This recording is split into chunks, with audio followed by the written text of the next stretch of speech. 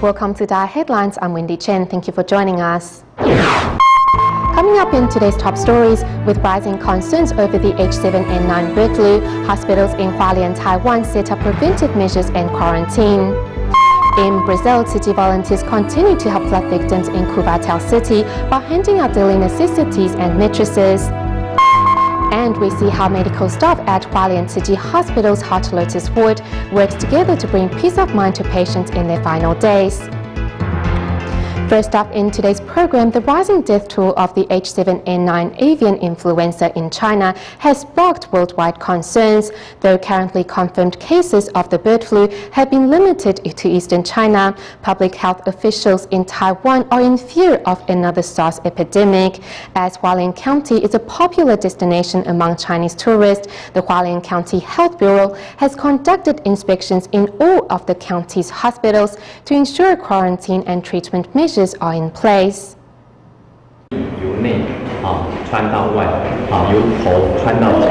This is the clothing these frontline firefighters will have to wear should they receive a report of an H7N9 influenza outbreak. The tank at the back will be used as an isolation tank, where the patient will be quarantined. When doing the initial diagnosis, we will wear level C protective clothing. The hospital also have a quarantine area for patients suspected to have contracted H7N9. The Hualien County Health Bureau has carried out inspections in the county's 10 hospitals to make sure that their quarantine measures and contingency plans are in place. Any suspected cases of avian influenza must be reported immediately. We have also conducted inspections on all of the county's hospitals to ensure all measures with regards to isolation and quarantine are in place. Currently, Hualien County's hospitals are equipped with 60,000 Tamiflu tablets and 380,000 surgical masks. It is advised that members of the public should maintain personal hygiene and wash their hands regularly. Continuing on the topic of the H7N9 bird flu, many residents in Taiwan have started purchasing or wearing surgical masks. But do you know which side is the correct way to wear a surgical mask? In our next report, doctors from the Hualien City Hospital share with us a few tips on the correct way to wear a surgical mask. Inside the Hualien train station in Taiwan, 3,000 to 4,000 people go through these doors every day. A large amount of people also means a high risk of spreading or picking up germs. To prevent the spread of H7N9 flu, Taiwan Railway has started providing surgical masks at service booths. However, what is the correct way to wear a mask? The collar side should face outside. Each surgical mask has a metal strip that will bend to fit around the nose, and on the side there is an English word. It has elastic strings. The side with strings attached to it should be worn inside, and you just wear it accordingly. Facing the possible spread of H7N9 avian influenza, social media such as Facebook has been showered with information regarding ways of wearing a surgical mask. But what is the correct way to wear a mask? The green layer is non-woven and it is waterproof, so we suggest members of the public to wear the green side out. If a surgical mask has the same colors on both sides, one can tell the correct side by looking at the elastic strings and folding lines on the mask.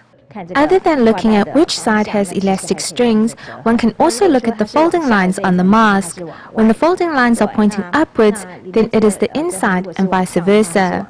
The very first layer of a surgical mask is waterproof, which can prevent the spread of germs to oneself, and the soft layer inside the mask is to keep one's germs from spreading to others.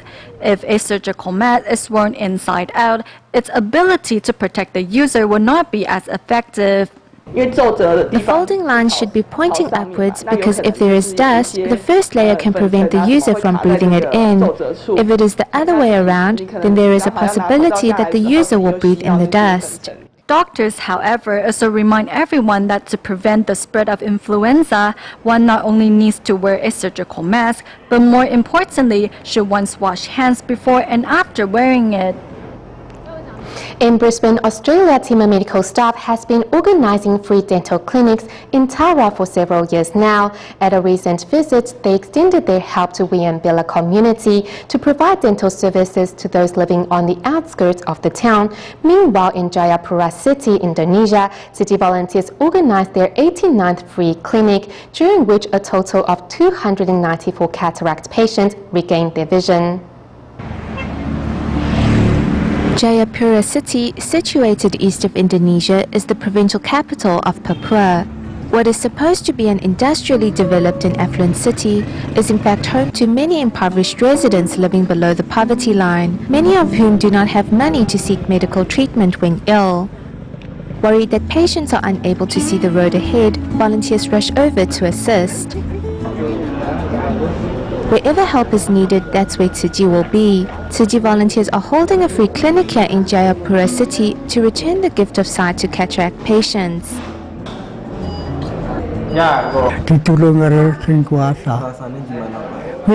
I can finally see the light of day. I lost my eyesight for a year, so even walking around became difficult for me, but now I can see everything.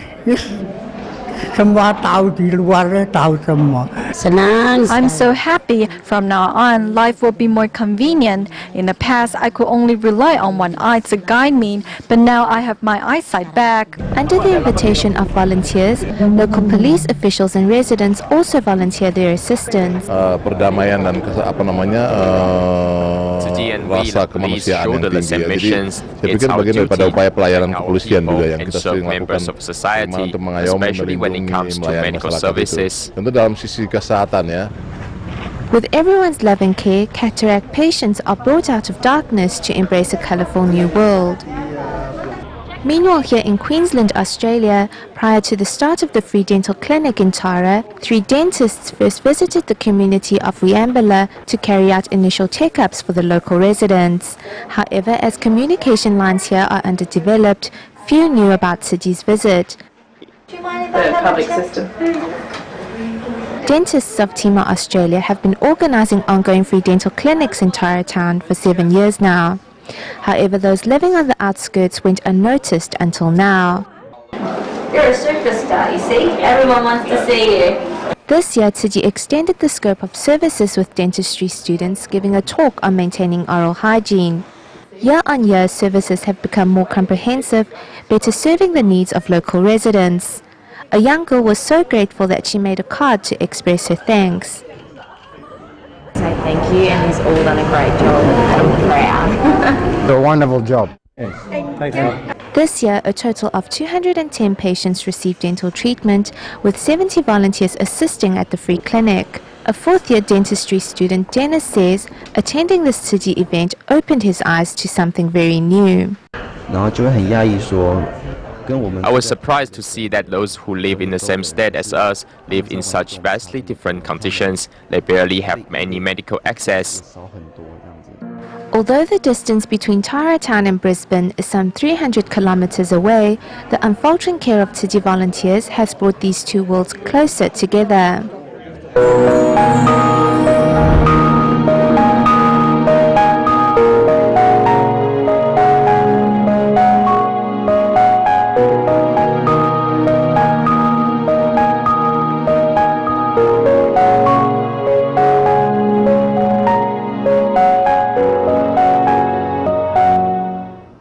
As the February monsoon brought heavy rainfall to Brazil, many areas, including the capital of Sao Paulo and Cubatão City, experienced severe flooding. City volunteers have carried out free clinics and aid distributions to help those affected by the flood. Last weekend, city volunteers returned to Cubatão City for the 3rd time to hold a relief distribution for villagers in Esperança. Following the flooding in February, this is City Volunteers' 3rd visit to Cubatão City to carry out relief work. With assistance from government officials, volunteers arrive in Esperança village, a poverty-stricken area where villagers are already waiting inside a school building to receive aid supplies.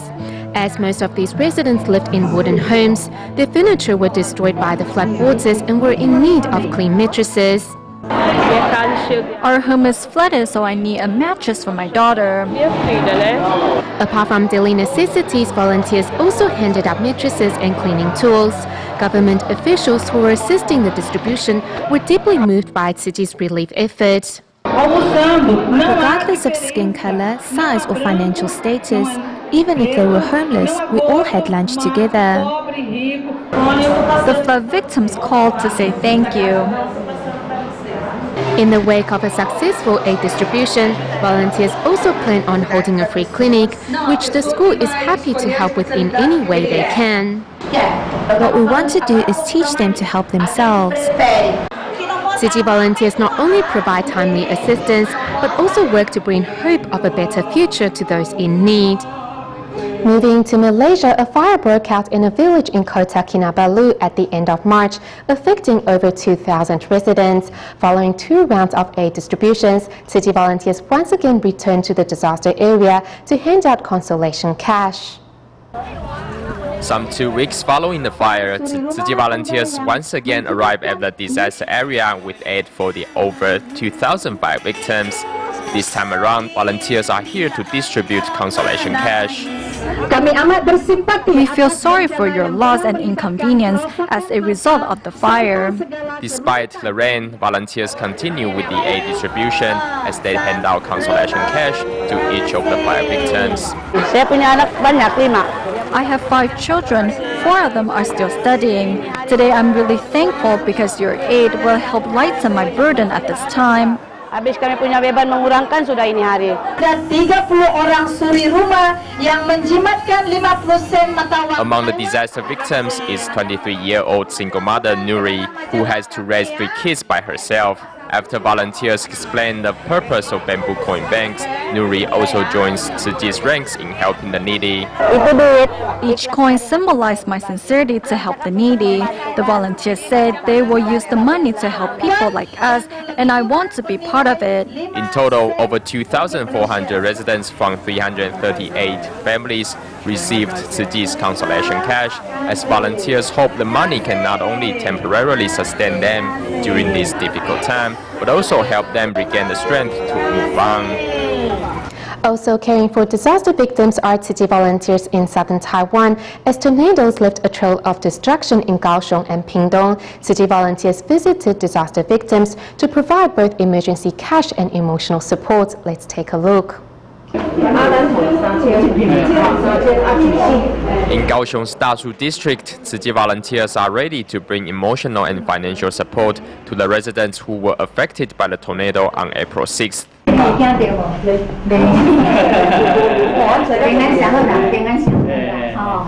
Inside this victim's house, the crumbling ceiling may fall at any moment. Such damage is widely seen throughout the neighborhood. On behalf of us Tzu Chi volunteers, bless you. This is a blessing from Master Zheng Yan. On behalf of us Tzu Chi volunteers, bless you. Volunteers spare no effort in consoling the victims' anxious hearts. 4 days after the disaster, roads and houses have been cleaned up, yet the trail of the devastation can still be seen everywhere. Tzu Chi will continue to care for the disaster victims' living conditions. We will see if they need any additional aid supplies. According to the local government statistics, 26 houses were damaged by the tornado. On the heels of this visitation, volunteers will continue in their efforts to help the residents restore their lives to normal. We go further south to Pingtung's Wandan Township, where local residents' homes were also damaged by a tornado. Thankfully, the family members of this house are all safe. We are so blessed that we remain safe in the disaster and are able to receive your care today. As Tzu Chi volunteers bring the disaster survivors emergency cash, some recipients decide to donate money to help the less fortunate. We want to use your emergency cash to help the needy people in the society. Thank you for visiting us twice. Nonetheless, some disaster victims are still terrified. Wang Jinran can't help crying when she thinks of the destruction caused by the tornado. When I heard it bang, I didn't know what happened and wondered why my body was all wet. Although her family is safe, one's recycling factory was left devastated. To make matters worse, one's daughter recently had a car accident that left her paralyzed from the waist down. I'm so worried about my daughter. I haven't told her about this accident. I don't know if she can bear it when she learns of it. Although now feeling helpless from the continuous blows in her life, one knows that Tzu Chi volunteers will be by her side to help her work out of these dark times. In Taiwan on April 8, a fire broke out in an electronics factory located in New Taipei City's Wugu district. The local fire department was quickly dispatched to the scene to put out the blaze. As many of the firefighters had no time to eat breakfast, city volunteers arrived with fresh water, fried noodles and steamed buns. On April 8, a fire broke out in this electronics factory in Wugu district. Within minutes of being informed, firefighters were on site to put out the fire. Tzu Chi volunteers arrived soon after to survey the disaster. Volunteers bring food and water for the firefighters to ensure they have enough energy to fight the fire. Putting out a fire takes a lot of work. As they have been here since early morning, many of them didn't even have time for breakfast.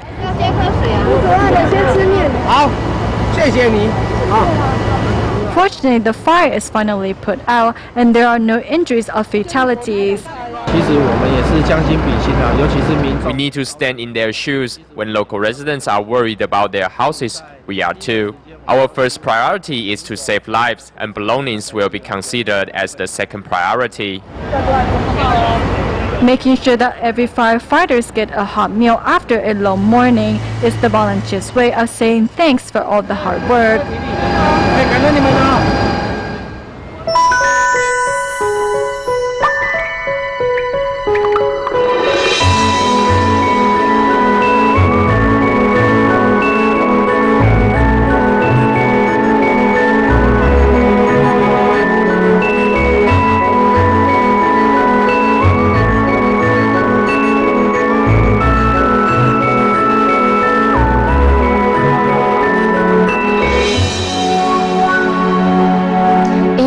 Lotus Palliative Ward at the Hualien Tzu Chi Hospital, medical staff play an important role in not only treating patients' illnesses, but also providing emotional support. Through listening and communicating with their patients, doctors and nurses build up a trusting and loving doctor-patient relationship, thus allowing patients and their families to find peace of mind in the final days of their lives. 其实我来这里面对我父亲，我不想面对任何人。 我不能说对不起，对不起。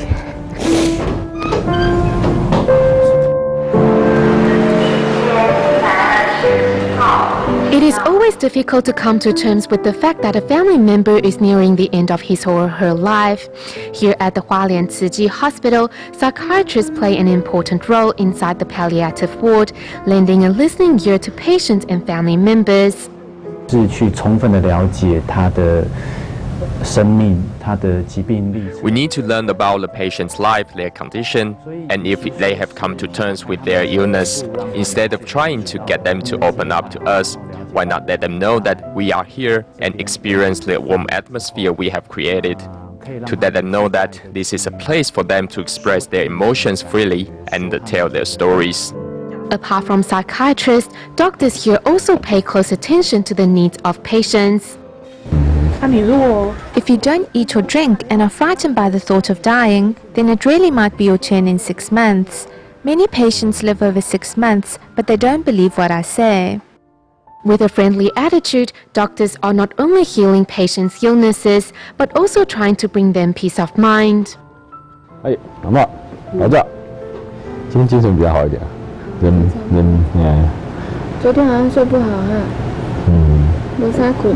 昨晚没啥困，昨晚在偏听了一直偏听嘛。开始偏听。啊，卡各会听不？是在一边。一边哦。全方位的照顾是去探讨病人所有 Comprehensive palliative care means that we look into all the needs a patient may have.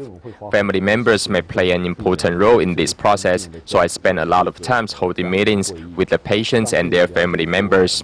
We want them to know, after coming to our ward, what our ultimate goal and treatment plan is for them.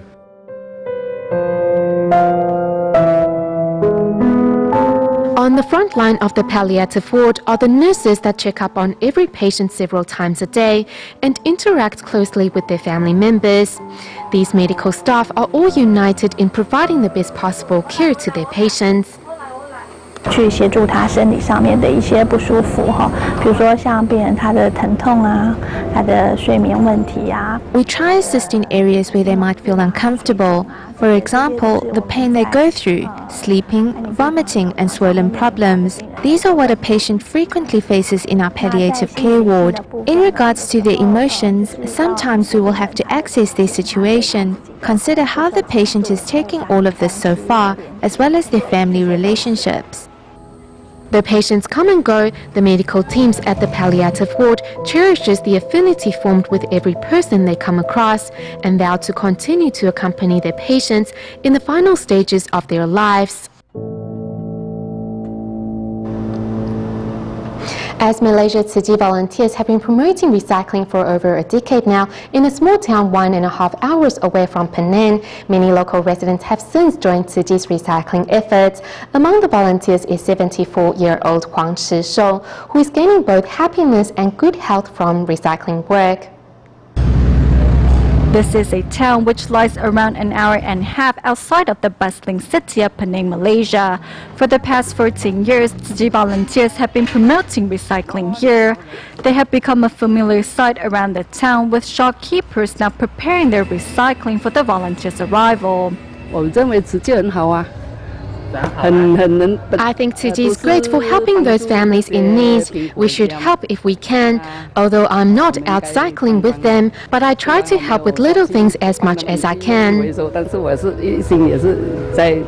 Tzu Chi volunteer Huang Ci-song is 74 this year, yet still as healthy as ever. For the past 13 years, Huang has been a committed recycling volunteer, and she says it is the reason why she is still so active and healthy today. Although Sister Ci-song is old, she still wants to remain active. If she is not doing something, she says she feels tired. So I just let her do what she wants and work alongside her. If she needs any help, I am right there for her. The first Sunday of every month, regardless of the weather, Huang Ci-song will ride her bicycle around town as she goes door to door to collect recyclables. By her side, Siti Sumiyati, originally from Indonesia, has seen her own life change for the better thanks to recycling. From her, I have learned how to be more optimistic. She doesn't overthink things. She is old and lives alone, so she won't indulge in flights of fancy. Doing recycling makes her happy. It also makes me happy, just like her. I won't stop, I'm old already, so I plan on using the most of the time left to me.